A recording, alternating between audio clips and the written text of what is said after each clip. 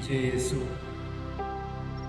आज सामान्य काल का 8वां रविवार है और ये 8वां रविवार की उपासना मुझे एक सत्य घटना की याद दिलाती है।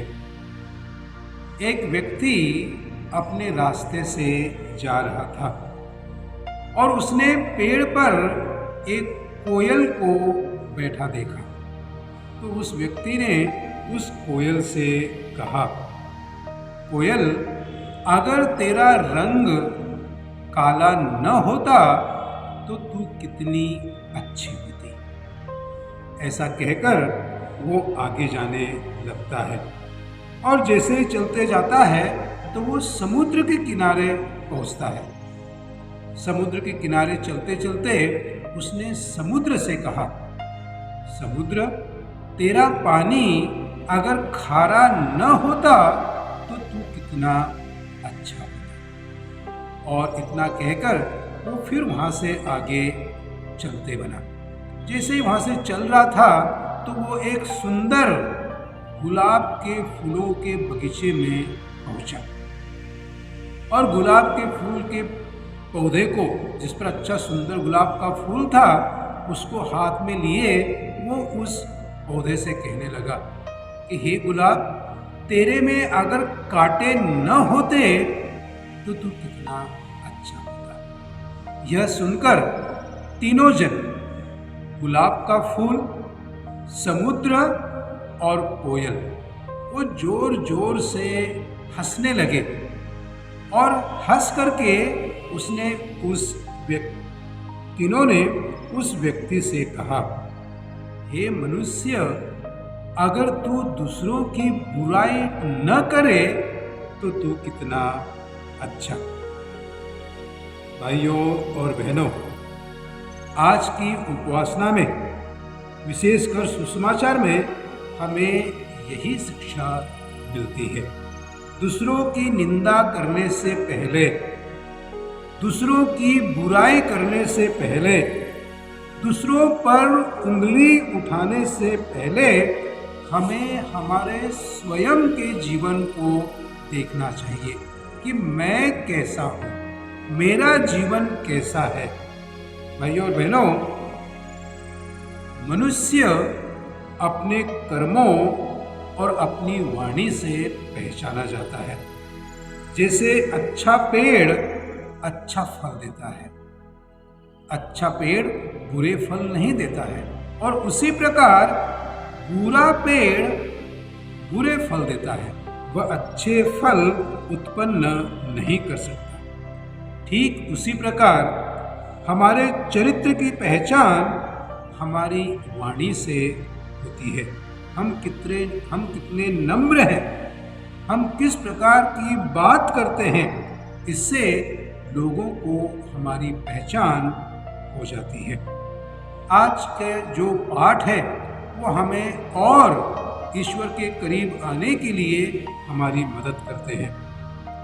आज के पहले पाठ में हम देखते हैं कि बातचीत में मनुष्य का व्यवहार व्यक्त होता है।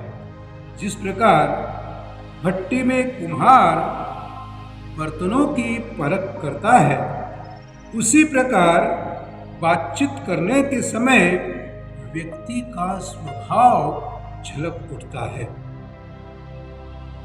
और इसीलिए कहते हैं कि तुम्हारे वचनों से, तुम्हारी वाणी से तुम्हारे स्वभाव का पता लग जाता है। हम अपने आम जीवन में ये हमेशा सुनते हैं, लोग कहते हैं कि उसकी एक मुलाकात ने, उसकी बात करने के ढंग से मैं जान गया हूँ कि वह व्यक्ति किस प्रकार का है।